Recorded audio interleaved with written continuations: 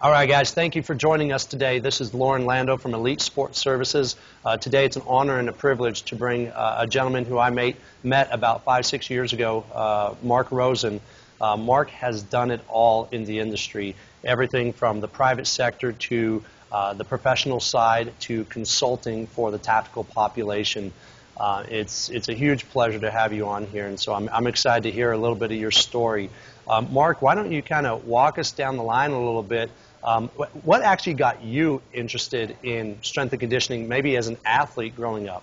Right, and that's what first thing I got to say. What that means is I can't keep a job very good. I'm in all these different fields. I can't keep a job. No, yeah, it really was. I mean, I grew up in a small little town, and then we'll talk, I'm sure, about that. But I'm kind of back in the South Dakota area. I grew up in a town with 400 people, and one of my goals was to play college football. And really for that opportunity to come up, I had to find ways to be able. We didn't have a strength coach. I mean, 30 years ago, plus years ago, we didn't have strength coaches. We kind of did. I remember my basketball coach forbid me and a couple guys from working out and lifting weights during the basketball season. And we get kind of behind the curtain, and he'd always say, "Are you guys lifting?" We're like, "No, coach, we're not," because he literally was going to bench us if we found out that we were lifting because it throws off our shot. Right. Those type of things. But we worked out, and that's kind of where I got into the profession is, I coach football. I mean, I've been at, the high school level when I first graduated. I played college and football, and then I did track and field through shot and discus in college. And really got involved in the strength area there. But even in college at that time, we didn't have a strength and conditioning coach. So we kind of set up our own programs. That's kind of where I think I started to have that love. And I had the aspirations of being able to play pro football. And I thought, okay, well, my size and everything, I'm going to have to lift weights. So we were kind of our own strength coaches. There was me and about 3 other guys who really kind of got into the science, started looking at things. And that was back in, the 80s when the NSCA was just first started in Nebraska. And I can remember when I was a senior in high school, I actually went and I talked to Boyd Epley about this. We were both at the NSCA together. I went to a workshop down in Norfolk, Nebraska, that he used to send GAs out. They'd go around the state of Nebraska and do these little clinics, coaching clinics. And there was 3 GAs from Nebraska. And I thought, oh my gosh, like you can make a living being a strength and conditioning coach. Like I need to do this. How do, I was Sign me up. Yeah, I was like, holy cow, like this is what I want to do. And then when I first got my first coaching job, I was defensive line coach, I was the strength coach, I was assistant this, but my passion and love was because I knew it from growing up. It's like, I worked with guys before, and you and I both know I can work with guys all the time on the football field, and they can bust their butt and work hard. They might not be the starter. Well, I saw the improvement in the weight room. I knew, hey, if you put in the time and the effort, I can make you better. Now, you might not be the starter, but I can take you from good to better, and then maybe from better to excellent. When we get even talking to kids now, I'm like, if you put in the time and effort, we can find a place for you to go play college football. Now, it might not be at a Nebraska. It might not be at an Iowa State or, Minnesota. It might be at a Dakota Wesleyan University or Mount Marty here in South Dakota, small little schools. But if you want to extend your career and put in the time and the effort, we could probably find a place for you. If you have, there has to be some talent level base. That's kind of where we work with our kids, and we can see and help those kids get in that improvement. And that's what I fell in love with from the strength and conditioning. So no matter where I went, at the high school level, college level, I've always kind of kept my foot in the door of strength and conditioning. And then that just became my passion and my love, to keep that research going. So when other guys were breaking film down to look at, too deep coverage, I was down, trying to break down the squat and trying to see how to teach an Olympic lift because that was my passion. Right. Well, it's funny because I think that's how a lot of us get into the field, right? We were athletes ourselves, and we fell short maybe from our goals or our abilities, and so now we turn around and look at all the different athletes that we have today and say, I can help you, get over that hump. I can help you be that guy that maybe goes from sitting on the bench to actually playing.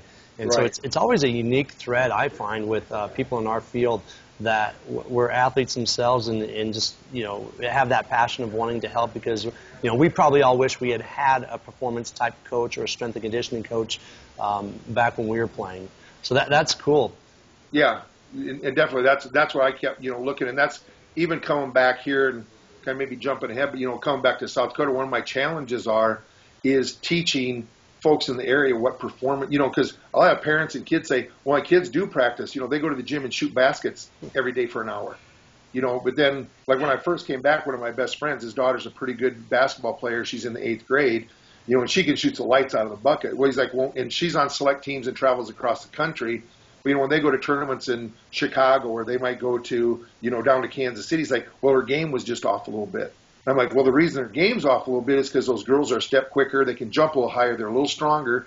They're pushing her out of position, so you can't get those shots. When I first came back, he's like, well, she goes to the gym every day and she shoots for an hour and she runs a mile. And I said, I know, but, we're not working on performance. You're working on your basketball skills. Performance training is kind of a new term up here because people think, well, I'm going to the gym and I'm working out. I'm like, okay, you're working out, but you're not training for what you want to try to be better at, if that makes sense. Completely. And so it's been an education process as well as, working with kids and doing our job part of what we do. It's really been an education process. So, and I know, I do a radio program. I write for the paper, do a column in there, and it's really educating folks in the community, like, this is what we do, and it's not just getting on a treadmill for 45 minutes. There's more to it than that.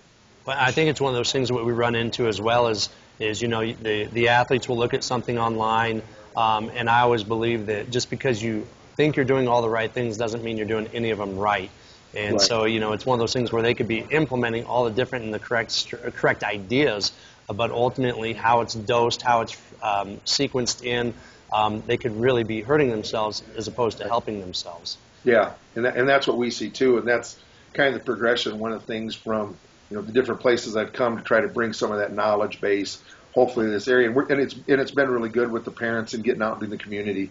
Well, let's do that. What you said, from where you've been, what you're able to bring into the community that you're at now. Let's go back. Why don't you take us a little bit down your timeline as a practitioner of what's led you, or the path that has led you to where you are now?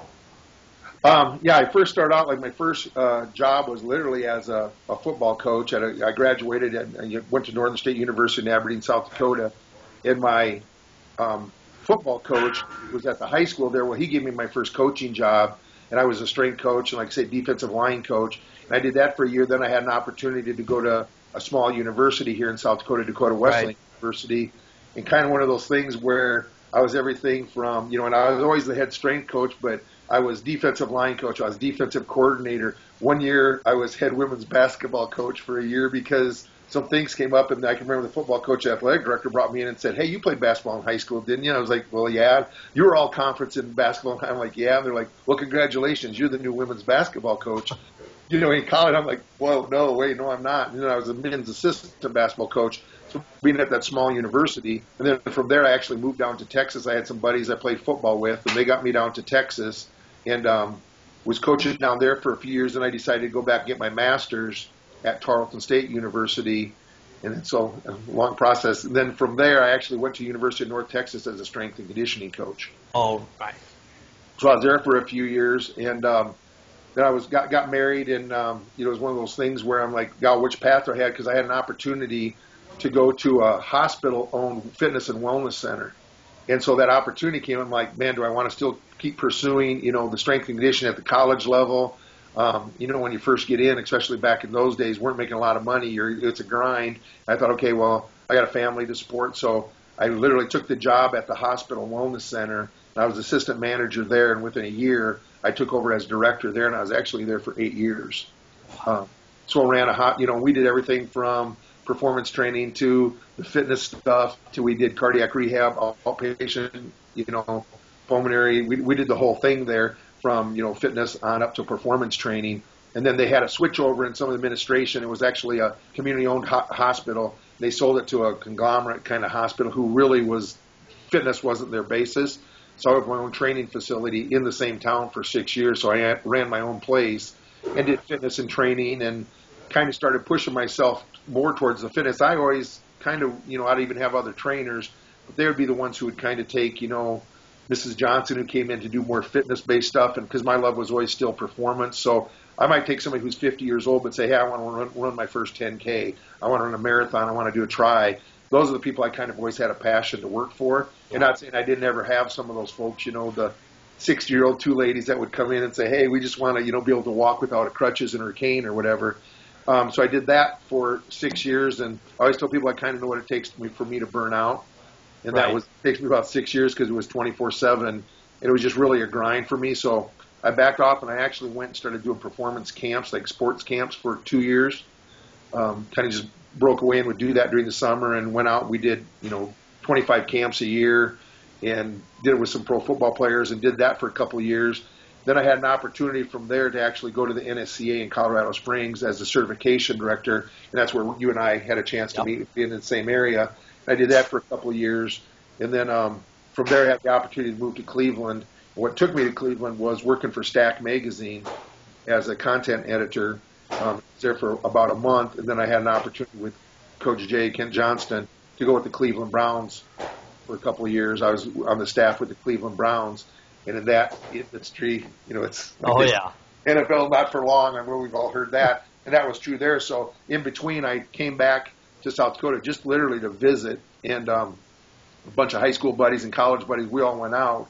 And one of my buddies is actually the CEO, because where I'm at now, it's Coach Rosie powered by Avera Sports, and Avera is a healthcare system in the Midwest, North Dakota, South Dakota, Minnesota, Iowa, Nebraska, and they have hospital, as well as fitness centers. They have some performance centers, but in this small community, they weren't really doing anything performance-wise. So he said, hey, we'd really love to implement this performance program. Do you think it could make a go in a community like Yankton? And I said, I think it can, but as we started looking, I said, I think what we really need to do is make sure we have an outreach program to some of these smaller communities, because Yankton's a town of about 18,000 people. So from one, just the population base, and then the, income base of those that could maybe, pay for our services, I said, I think we're going to need to reach out and do more team-based things. And this August 1st, right now, has been a year, and it's really, really been. My first year here, we did 2 schools. We had a program here. I live in Yankton, another where I graduated from, small little town. So we did 2 camps last year, and this year we're actually in 4 towns, and here in Yankton we have 4 sessions going on. So the performance kind of exploded, and so we're running about 300 and some kids through our summer program, as well as still doing some individual training. Some college kids are back, and then we still run. I have some folks that do some, training boot camps for like distance runners if they're running, getting ready for races or different things like that. So our focus, because we're in the same building as a wellness center, but, kind of when you see your background, it's kind of the same thing. We don't have all the treadmills and the selectorized equipment and everything in there. When people walk in, they're kind of like, oh my gosh, what is this place? So we're like, yeah, if you want to get on a treadmill, which is cool, if you want to work out, that's great. You can go downstairs. But if you're here to train and have a purpose of what you're doing, that's really what we kind of, like I say, the education part. We're trying to educate folks, say, when you come in here, we're going to have your goals and help you train for a purpose, because we're going to say, yeah, we got you to your goal. Now, you might, shift and adjust those goals, but that's really what we're doing. So that's what brought me back here. And like I said, I'm starting my 2nd year here now. And it's been good getting back. You miss some of the big city stuff once in a while, but, and I have people say, oh, do you miss the NFL? And there's some relationship things you miss there, but it's always been for me, all the way through my journey, either hospital, at a college, at the pro level, it's always been about training and helping people try to get better at whatever level they're at. Getting, like we talked about at the beginning, helping get to that next level. It's maybe a pro guy making the team, or a pro guy making all pro, or a pro guy just getting more playing time, whatever that is, or staying injury free. Then high school kids saying, hey, I just want to make the varsity team, and a kid goes, I want to start, and maybe do I have a chance to maybe go play college ball somewhere, coach, Well, I remember talking to you right before you were starting up your project in South Dakota, and you and I had a lot of good conversation back and forth. And I think that what was really pretty unique about that is you've had obviously a huge amount of experience in the field from multiple angles, and I've had a lot of experience from the private sector. And you and I remember we were on the phone and we were just shooting ideas back and forth to each other. So it's awesome to see the success you've had. And kind of what the goal of these podcasts or these roundtable discussions are simply, showing the different practitioners or upcoming practitioners all the different options there are in our field. And to look at what you've done, you've covered, I think you've checked all the boxes of what you can do in this industry. It's truly amazing. But I've got to believe that all those stops along the way have given you such a toolbox of knowledge to pour into that community that you have up there in South Dakota. That's awesome, Rosie. No, yeah, and I think that's what's great. And what is great is, having and keeping contact. For young people listening, I just had some interns. They're finishing up their summer internship. I have 3 interns, and that's what I was talking about the other day. I said, who truly gets you in, what kind of keeps you there. Mm-hmm. But I said, building those relationships, and like you say, to come into a situation, be able to talk to you, to call some friends and buddies and say, hey, this is what's going on. I had one gal say, man, you really, really been lucky. And I said, well, yeah, there's been some luck involved, but I said, I think it's also making sure you're building relationships and finding the people, because you can't do everything, and what I've really learned, I think, through it all is, because I've done so many things, is find the people that are good at what that area, because we kind of all know general stuff, but I think there's areas where we specialize and people specialize in things. And it's like, okay, if I need to know some speed and stuff, I'm going to call you. Business stuff, I'm going to call you. If I need to know nutrition, there's some guys I'm going to, my go-to guys that I'm going to call and ask them and go, hey, what do you think about this? I have the general, but if I really got to get down deep, because I don't have the time to do all those things and know all those things. And I think that's so important. And then what I told my interns was, and I don't know if this is good or bad information, I said, what I notice anymore with younger kids coming into the strength and conditioning field, I said, they're willing to, and I said, I see you guys, and I said, you guys are almost willing to step in and fill the gaps, but you're not willing to step out and create your own industry. It's like, I think kids are like, yeah, I'll step in and do that, but I'm like, okay, but they almost don't, they're scared or don't have that knowledge to go create something. Like you said, and it's kind of scary to say I'm starting this from scratch. It'd be easier maybe just to go get a job, but it's okay, I'm starting this from scratch and I'm going to implement it kind of the way I want it, bring them to the people I want. I said, don't be scared to take some of those challenges, and if you know what you want to do, go chase those dreams and stuff too. But I'm like, don't be scared to create some opportunities for you, and don't just wait to fill in those gaps that are going to be open. It's like, well, there's nothing open. Well, then go create something that's going to open. And I just talked, we had a gal that came in from an international student, and she said, well, there's just not training in my country like you guys do here. I'm like, well, somebody has to create that. Yep. She's like, oh, I didn't think about that. So we kind of talked about a plan of how she could maybe do some things, and maybe she can't do it right away, but kind of changed her way of thinking, how she was looking at her whole problem. Well, I think because I can officially call myself an old guy in the industry, being 20 years in, but I think that holds true because, when we were coming out of school, there weren't these performance facilities, popping up every other block. And, you're either a collegiate strength coach, you went the physical therapy route, you went cardiac rehab. And so then you start to see some performance coaches maybe trickling in as personal trainers in the athletic clubs. And now you're seeing a saturation of it. And I think that for us, we had to go out and we had to build and create, to your point. So that's great information and great insight to give that young lady of yours. And what scares me is when I can talk to my guys, too, is separate yourself, because I think this is, I have some people probably email and call me on this one, but I see someone like you said, go to fit. I mean, we have places in town here that say, well, I'm a performance coach. And so when you sit, like, I've got together with a couple people, well, so what do you do?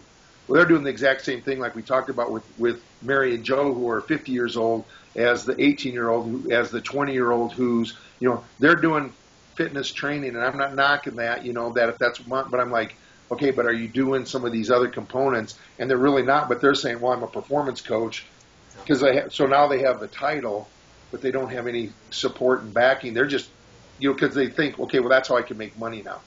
And that's where I tell my kids, know your stuff. If you're going to call yourself a performance coach, be a performance coach. Don't just, and not knocking personal. And I know people go, oh, you're knocking personal trainers. No, I'm not. I think it's great, and that's a great profession.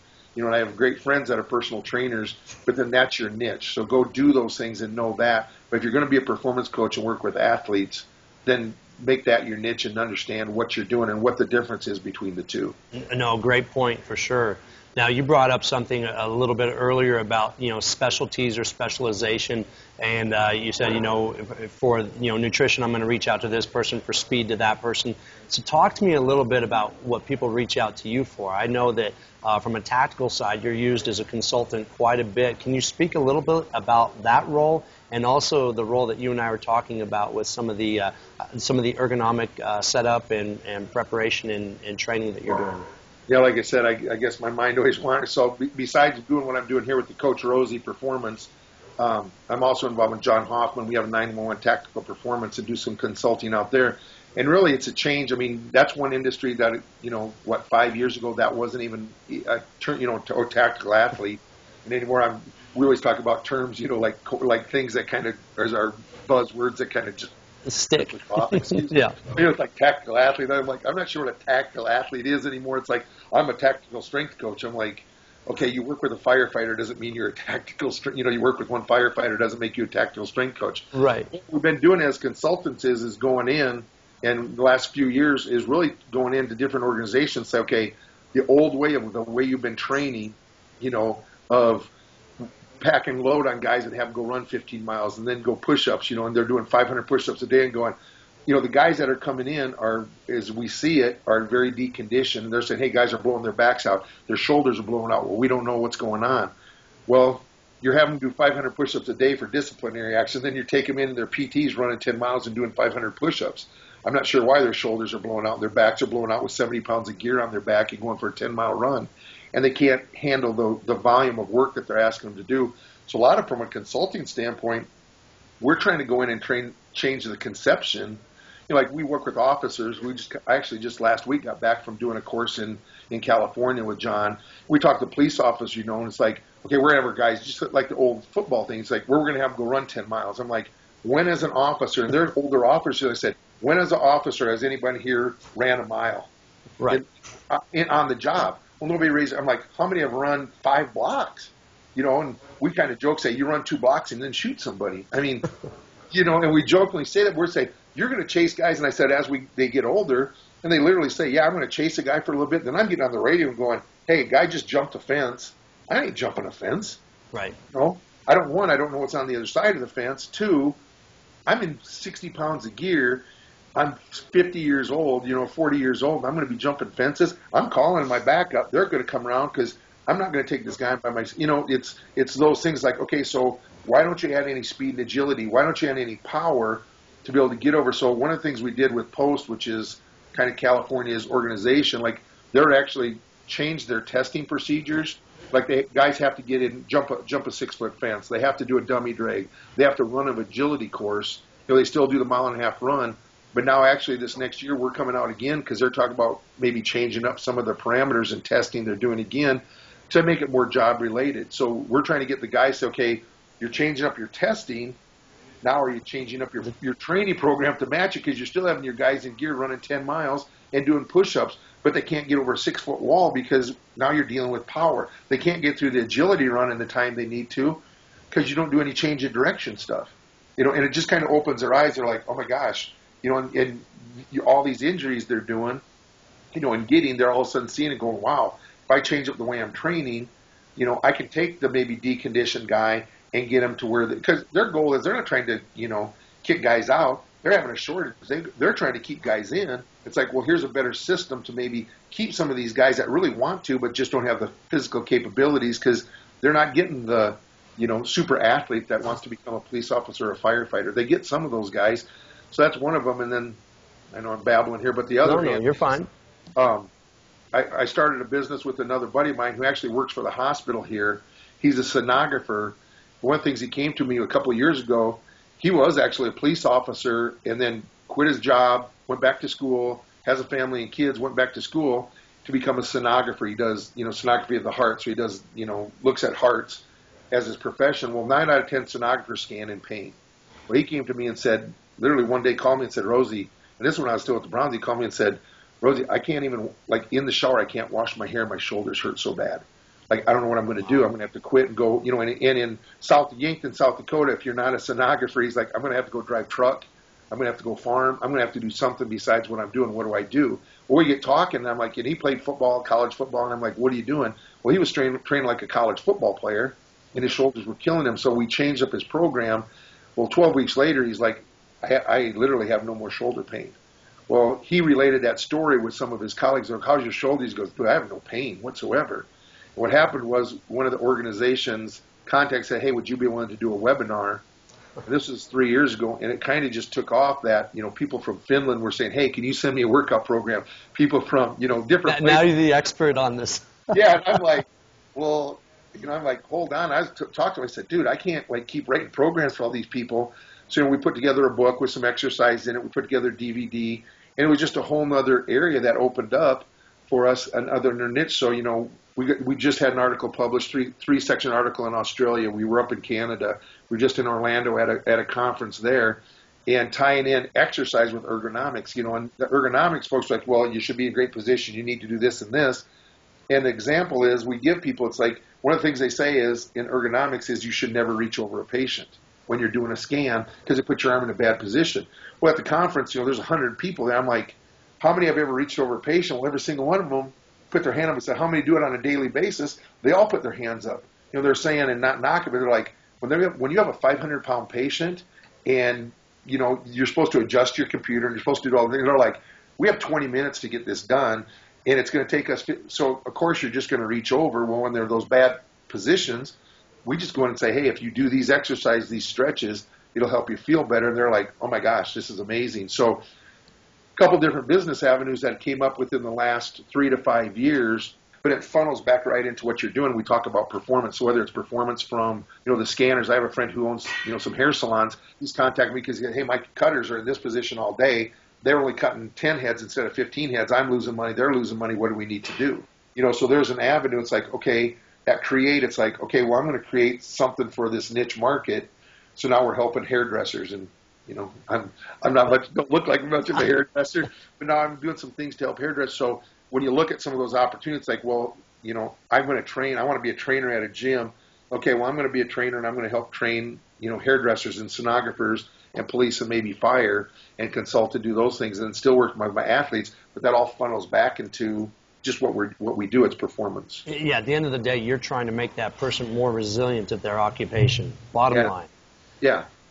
Well, whether it's a sport or whether it's a job or whatever it is, or whether it's life and they just want to go play with their grandkids. I mean, to me, that's performance. People come talk to me. I'm like, that's what you have to have your passion about. If you don't have that passion to do that, go be a UPS driver.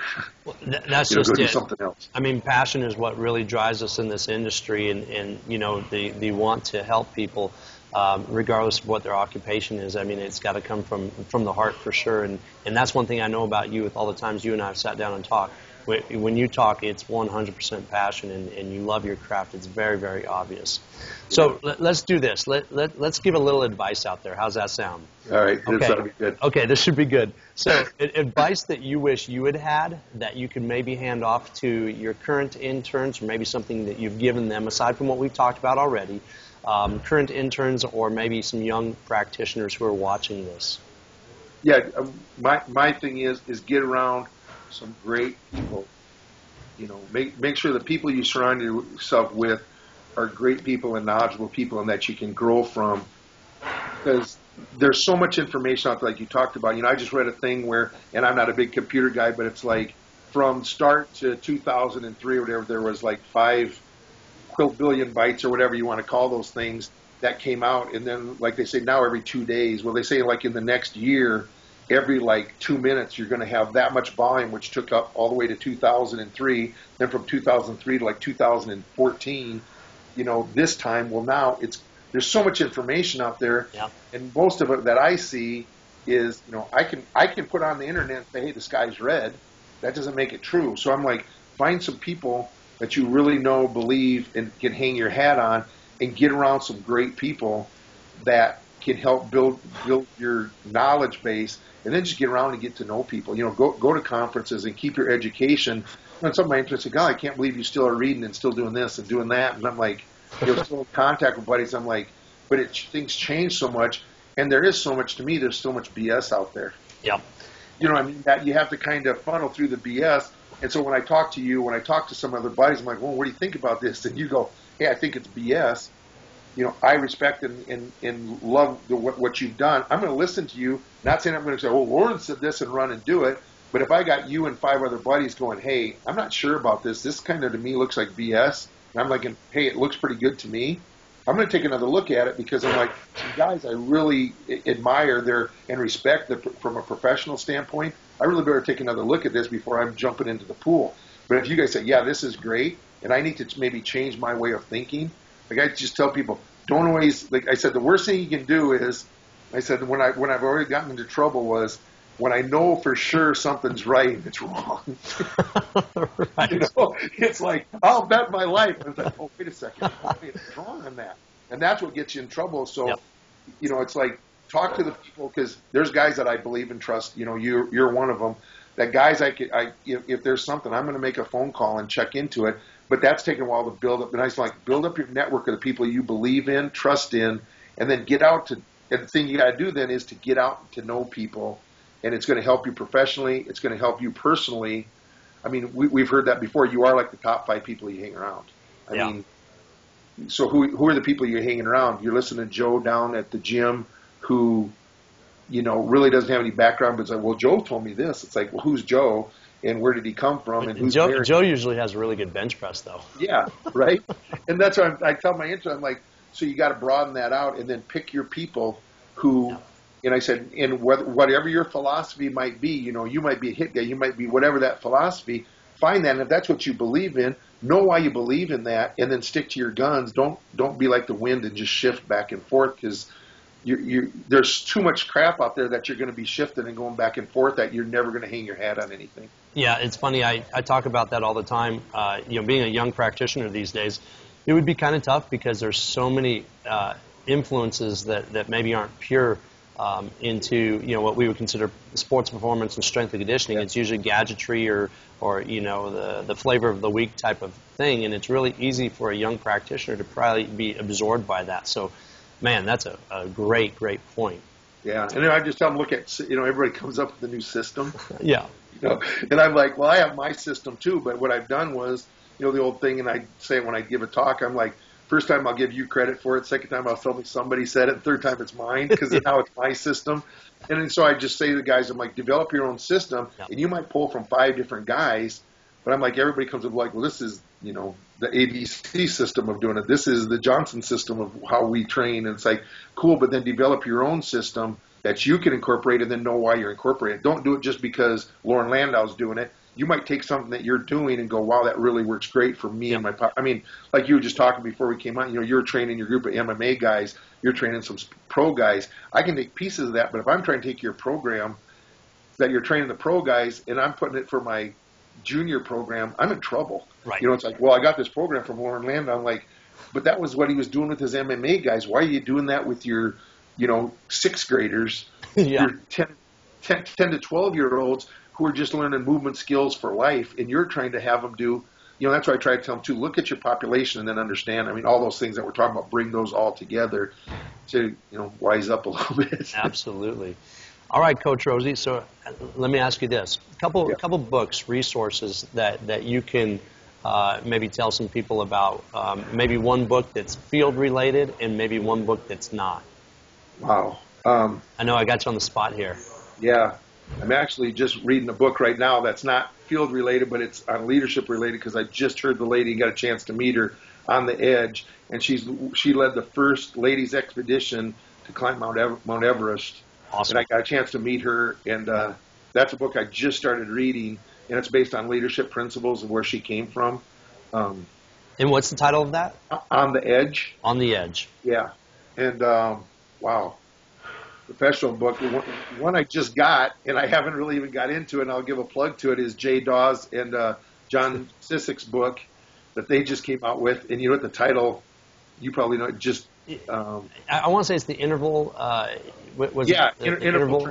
Mm-hmm. And the reason that I just got a free copy of it, so that's the one I'm reading right now. Now, I don't know if I'm getting anything out of that yet, and not knocking Jay and John because they're good friends. But I got that, so it's one of those things that you talk about that we kind of continue to look at and read. And there's books where I kind of go back to, with Red's, plyometric books. There's some different books that you kind of go back and use as your indicators and double check. Yeah. You use as your resources. I was going to ask you that. I always like that when somebody who I have on here says, well, I'm going back and I'm reading Super Training for the 3rd time. I'm reading Zatsiorsky's book for the 2nd, 3rd time. I love that because I think, too, we evolve as practitioners, and something that we read from those books 8 years ago, maybe we didn't fully understand in context, and now we open it up, 3 years, 5 years, 8 years later, and we're like, that's what they meant there. That's what he was. That was even something you've read it, like you say, 3 times, and all of a sudden the 4th time you're like, why didn't I ever see that before? Because the timing wasn't right, and you weren't at that point in like either your career or your eyes weren't open to that part of the training world, and so all of a sudden you read it again, you're like, oh my gosh, why didn't I see that 5 years ago? Because it sure would have helped me. And then you feel like, you're so stupid that's like, well, how come I didn't see that, and how come nobody told me about that before? And it's kind of like you say, that's why you kind of go back to your resources. That's why I tell people, I'm like, go back and open your books, go back and look at your I just talked to a group, and that's why I said, I go back and look at old programs. Oh, yeah. And, I've been there, and I'm like, the hell was I thinking 10 years ago?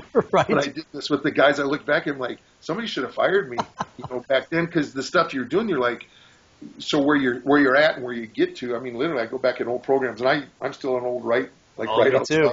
stuff. Guys are like, well, how come you don't do that on computer? And I'm like, well, I still do, but I like to put notes and do my stuff. And they're like, well, you can do that on computer. And I'm like, I know, I'm an old guy. So, but I'll go back and look and then make some notes and go, oh, why did I do that?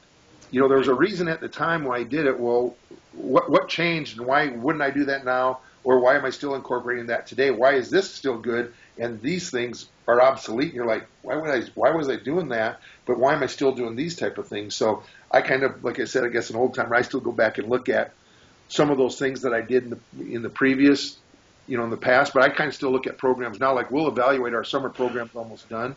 And I'll sit down with my interns before they leave here, and that's why I tell them, we'll evaluate our summer program and the things we need to make and hopefully get rid of and add, because I got some really good staff this year. So we'll kind of go over that and say, okay, what do we need to do? One, for when the kids come back in the fall, but when we start getting kids back in the summer, do we need to scrap some of this and change it? How are the results from what we did? But really evaluate. That's what's tough. I mean, I think the older I get now, it's easier for me to do that. When I was young, I didn't want people to tell me I was messing up and I was making mistakes, and now it's almost like I want to look for those mistakes more, and before I didn't. And that's, kind of going back to what do you tell young kids and stuff. And that's why even like I continue to lead leadership books, because I think that's so important. Like we hit on, I think you can find training information, but to be able to get somebody to do what you're asking them to do and get that drive and that push, that comes back to that leadership and some of those type of things of how do you push the people to really excel at what they're doing. And that's why I tell my guys, don't just read always the training books, but read, the sports psychology, read leadership, can you get a kid that, doesn't believe to go, and how do you get them to do that extra set, or how do you get them to push themselves just a little harder? No, great point. I think that all too many times people will look at the books that are the science-based books, which are fantastic, but at some point in time you have to connect with people, and you have to learn how to communicate, and you can get that through experience, obviously, but sometimes picking up those leadership-based books, those are so helpful. So, and I know we're probably running, but that, that's quote by Einstein saying, if you can't explain it to a sixth grader, you don't understand it well enough. That I got one intern, an example, that knows every scientific depth, the milestones of the active film, and I'm like, they don't care. Right. The junior in high school could care less. They want to know if you can help them run faster. So you throwing that stuff out to them is like an electrician coming in and trying to explain why your light bulb's not turning on. You're just like, dude, is it the light bulb or the switch? Just fix it. That's all I need to, not saying you don't need to know that stuff, but I'm like, understand, and you have to have an understanding, but you got to explain it to them in their terms so that they can go and want to really push themselves to do that. My other thing is I tell kids, and I was there when I was younger, I tell them, I say, quit screaming all the time. Yep. And the reason I told them, I said, I know when I used to scream all the time is because I knew something was wrong, but I didn't know how to correct it. I said, go find how to correct it, because like, quit screwing up. Get your head out of your ass. I'm like, all you're doing is screaming, but you're not telling them, So the young folks that are listening, it's like, know why you're like that simplicity, being able to explain what they're doing. Don't just yell and scream about, do it better. And it's like, well, they want to do it better. You got to tell them what they need to do to make it better. If that makes sense too, because a lot of times we just get yelling. We know that something's wrong and there's a mistake, but we don't know how to correct it ourselves. That's where we need to go back to the books and educate ourselves, because we don't know. And that comes back again, keep learning, because that's the key to, I think, keep growing in the profession. Absolutely. Well, Coach Rosie, I can't thank you enough, Mark, for the time that you spent with us and all the information, the nuggets of information you've given everybody. Will you please go ahead and push whatever websites that people can reach you on right now? Yeah, if people need to get a hold of me, it's just Coach Rosie, and it's R-O-Z-Y. It's Roozen, R-O-Z, but it's Coach Rosie, ROZY.com, and that'll pull up. We've got a few videos. We're starting to put up some more videos. We've got some, I do some blog stuff on there and some different training information. So if someone needs to get a hold of me about anything, has some questions about what we talked about or anything at all, they can get a hold of me through there. Or my email address is actually Rosie, R-O-Z-Y, Roozen, R-O-O-Z, like in zebra, E-N, @gmail.com. And that's my personal. They can email me there too. So it's rosieroozen @gmail.com. And I'd be glad to answer any questions back or anything people need. Be glad to help out. So awesome. Well, somebody like yourself, you have over 30 years in the field. You've seen a lot of things, and I just can't thank you enough for being a resource to our viewers. I appreciate you having the show. What you guys are doing, I think, is great to be able to get that out there. We didn't have it, like you said, we didn't have anything like this when we were first getting in the business, so this is great too. So I appreciate asking me to be on. Absolutely, Rosie. Well, hey, have a great rest of the day, my friend. Thanks, brother. Appreciate it. Thanks. Thank you. All right. Yep.